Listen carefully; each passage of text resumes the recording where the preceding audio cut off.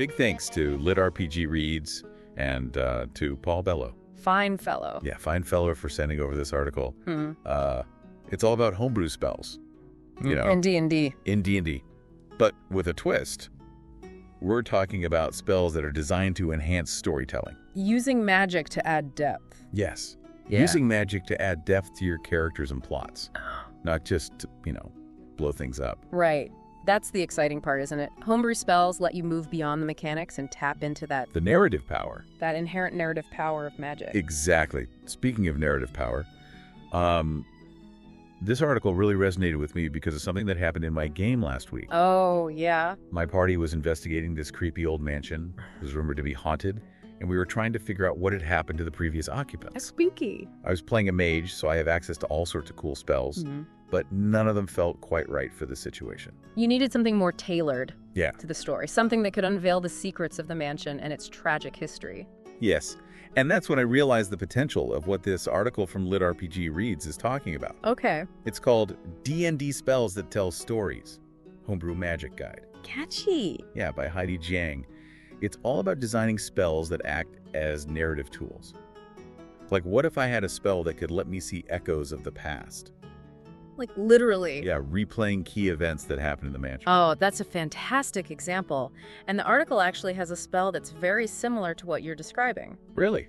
It's called Echoing Memory, and it's a spell that allows you to project a memory as a vivid illusion, Wow. letting others experience a scene from the past firsthand. Oh, that's cool. It's perfect for mysteries, for revealing character backstories, or even adding a touch of horror. Okay, let's unpack Echoing Memory a bit. Sure. The article describes it as a mage spell.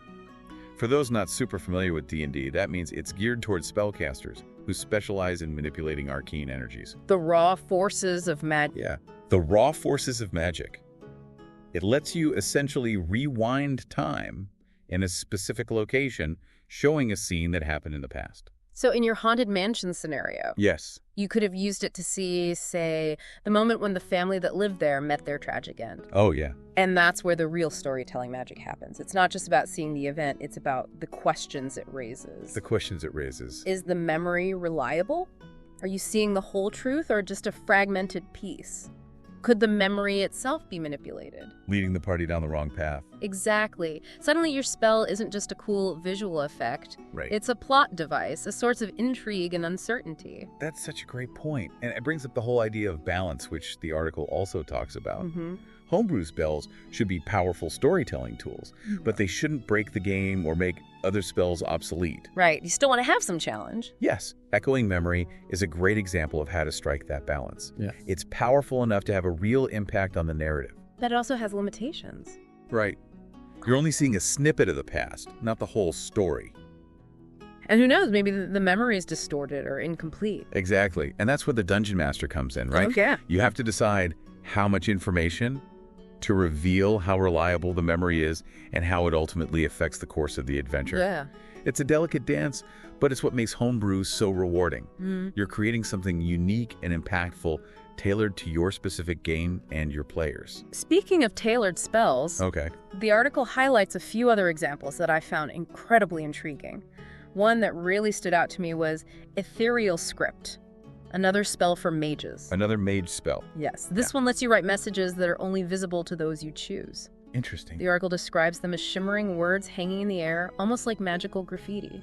I like that. It's great for secret communication and hidden clues, or even, as the article suggests, a touch of magical romance. Whoa. It's a great way to add a layer of secrecy and intrigue to your game.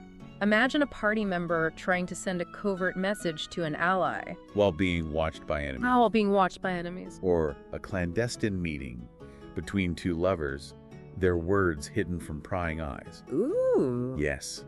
Or what if the message itself contains a hidden meaning, a code that needs to be deciphered? Ooh. Suddenly you're adding a puzzle element to the game, Right. and the spell becomes a gateway to a deeper mystery. It's about thinking beyond the obvious application of the spell and seeing its potential for creating multi-layered narratives. And it makes me wonder, what if Ethereal Script could be used to leave messages across time? Oh, across time. Like a wizard scribbles a warning on a wall, but it only becomes visible centuries later when the right person walks by. Interesting. The possibilities are endless. And that's just one example. We haven't even touched on spells like Phantasmal Keepsakes. Phantasmal Keepsakes? Which lets illusionists, those who manipulate the fabric of reality itself, create spectral objects that can trigger memories. Or even Veil of Forgotten Paths. Veil of Forgotten Paths, which reveals hidden pathways and secret routes. Secret routes. Or for clerics, the Masters of Divine Magic. Yes. There's Binding Oath. Binding Oath. Which can magically compel truth and loyalty. Ooh. Perfect for forging alliances or resolving disputes. Interesting. And Sacred Memento. Sacred Memento. Which imbues an ordinary object with holy power, turning it into a relic. Ooh. I like that one. It's like we're opening a whole new toolbox for dungeon masters, isn't it? Yeah. Each of these spells offers a different way to weave magic into the story. And the best part is that these examples just scratch the surface. Oh, yeah. This article goes even deeper, That's showing you how to design your own homebrew spells from scratch. Well, yeah. The D20 tables, I was geeking out over that. Oh, yeah. Such a cool system for brainstorming spell ideas. I love that approach because it takes the pressure off. You know, sometimes the blank page can be so intimidating, but the D20 tables give you that framework. A starting point. A starting point for your creativity. It's like having a magic spell idea generator. Right. You roll a D20 for each category theme component's narrative hook. And suddenly, you've got the seeds of a brand new spell. Let's walk through an example. Say you roll illusion for the theme. Okay. Whispered secret for your component. And reveals a hidden truth for your narrative hook. Man. And it's I'm already intrigued. So we've got a spell that deals with illusions, but it's activated by whispering a secret. Okay. And the effect is that it reveals a hidden truth. That could go in so many directions. So many directions. I know. Maybe the whispered secret has to be related to the hidden truth somehow. Or perhaps the spell creates an illusion that only reveals the truth to the person who whispered the secret. Oh. I'm picturing a scenario where the party is trying to solve a murder mystery. Classic, yeah. And they come across a suspect who seems innocent, but they have a hunch that they're hiding something. So they cast this spell whisper, a suspicion they have about the suspect, and suddenly... a hidden memory plays out. Yes. Revealing the suspect's true involvement in the crime. That's a brilliant application. And notice how the spell isn't just a way to solve the mystery instantly. Right. It creates this dramatic moment, a turning point in the story. Adds a layer of moral complexity. Yeah, and it adds a layer of moral complexity. The party had to make a choice to use magic to force the truth out of someone. Ooh. It also raises the question of consequences. Consequences always. What if the whispered secret is wrong? Does the spell backfire? Ooh. Or does it reveal a different truth, something even more unexpected? That's the beauty of homebrew, right? You get to decide how these spells work within the context of your world and your story. Exactly. You can play with the rules, experiment with different mechanics, and create something truly unique. And the article encourages that experimentation. It does. It talks about the importance of playtesting your homebrew spells. Trying them out? Yeah, trying them out in actual games to see how they work in practice. Yes. Getting feedback from your players is crucial. Oh, absolutely. They might use your spell in ways that you never anticipated. Oh, yeah? Or they might point out potential loopholes or imbalances. That you hadn't considered. Reminds me of that time I tried to design a spell that let players teleport anywhere on the map. I thought it would be super cool. Sounds cool. Yeah, and open up a whole new world of exploration. But in practice, it completely broke the game. The players were zipping around, bypassing all the challenges and encounters I had planned. That's a classic example of how a well-intentioned homebrew spell can unintentionally disrupt the balance of the game. A balance. But the key is to learn from those experiences and refine your designs. Maybe instead of unlimited teleportation, the spell could have a limited range or require a rare and costly component. Right. It's all about finding that sweet spot where the spell is both narratively engaging and mechanically sound. Yeah. It's like a delicious recipe. Yeah.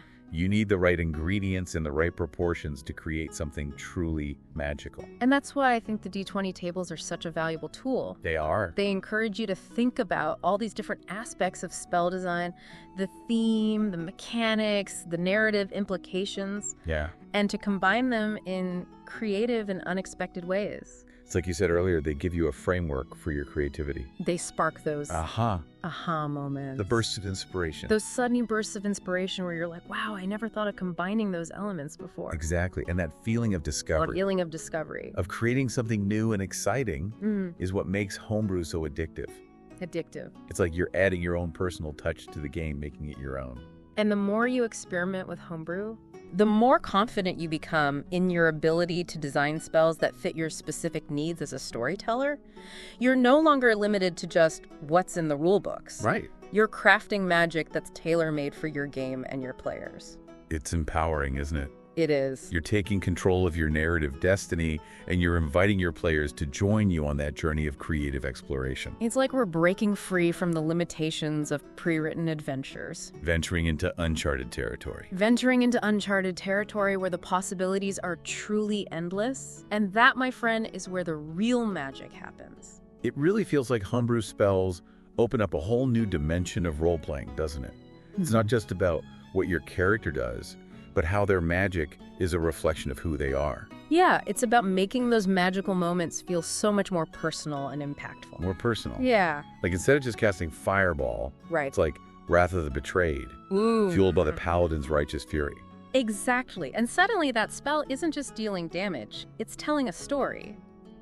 It's revealing something about the character's motivations, their history. Their very essence. Their very essence. It makes me think about all those spells we discussed from the article and how each one could be tweaked to fit a specific character. Right. Like ethereal script. Okay. What if a heartbroken bard used it to leave messages for lost love? Oh. Each one infused with a lingering melody that only they can hear. Ooh, that's beautiful. It's like a hauntingly romantic way to use a spell that on the surface might seem purely utilitarian. Right. But it shows how a simple twist on a spell's concept can add layers of emotional depth to a character's actions. And this whole discussion brings us back to the real heart of this deep dive. You know, something we owe to Paul Bellow. Fine fellow. Fine fellow for putting on our radar. It's about making magic feel less like a video game menu and more like a language. A language. A way for characters to express themselves, to interact with the world in ways that are unique to them. It's about moving away from this idea of spells as just combat tools and embracing their potential for character development, for creating memorable moments, and for driving the narrative in unexpected directions. So as we wrap up, we want to leave you with a question to ponder, one that might spark your own homebrew inspiration. Okay. Think about a character you're playing or one you'd like to play. What kind of homebrew spell would perfectly embody their personality, their backstory, their unique way of seeing the world? Would it be a spell that amplifies their greatest strength? Or maybe helps them overcome a hidden weakness? A spell that reflects their deepest desires? Or one that grapples with their past regrets? Let your imagination run wild. And if you come up with any cool homebrew spell ideas, be sure to share them in the comments below. We'd love to see what magical concoctions you brew up. Until next time, happy gaming.